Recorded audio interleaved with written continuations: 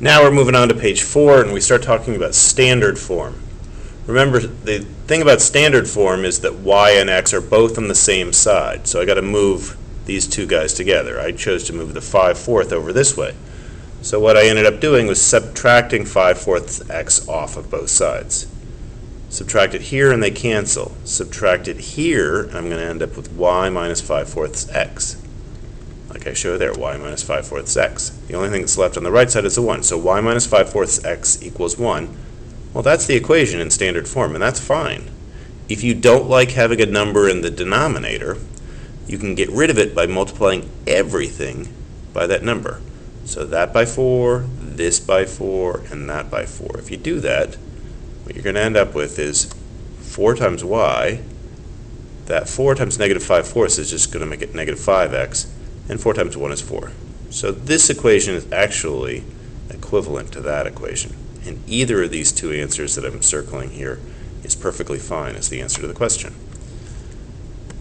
Part 2 of this page, you were supposed to graph your equation.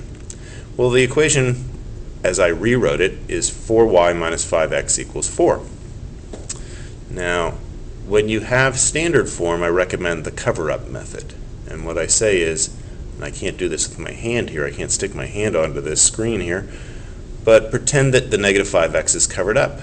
So then it would be 4y equals 4, and that means y equals 4 divided by 4, or in other words, y equals 1. And there I made a spot there, y equals 1. The problem is that if I cover up the 4y, I've got negative 5x equals 4. That means x equals 4 divided by negative 5. It's an ugly fraction. I decided not to make a spot over here at, what is it, negative 4 over 5, right about here, because I thought I can't really be that precise with that. So instead I went back and I noticed, hey, wait a minute, they originally gave it to me in slope-intercept form. How about if I use that? So I've got that same y-intercept 1. There it is, there's that dot that I talked about a second ago, and a slope of 5 over 4. In other words, rise 5, run 4. Okay, well from this spot I rise 5, run 4, make another dot, and then, let's see if I can get this piece to come up.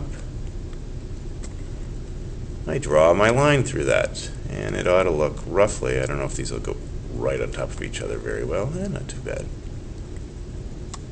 That's roughly my graph. It said, graph your equation, and that's what I've done. I've graphed it. Notice question 6 is on the same slide here. Look at your graph. If x is 2, what will y be? Well, let's figure that out. If x is 2, and we'll use black again, I guess. If x is 2, what's y? Well, it looks like, oops, y, if I'm doing this right, if x is 2, it looks like y is a little more than 3.5. So that's my answer. A little more than 3.5, maybe 3.6, 3.7, something like that. Now I move on to question 4. I've got a new word problem. Make a standard form linear equation of this. Well, you know, I'm going to ask you to do this yourself. See if you can figure out how to make a standard form linear equation from this information. If you can't, come into class and I'll help you with it tomorrow.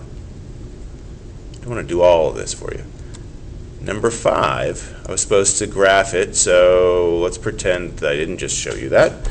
And number 5, go ahead and graph.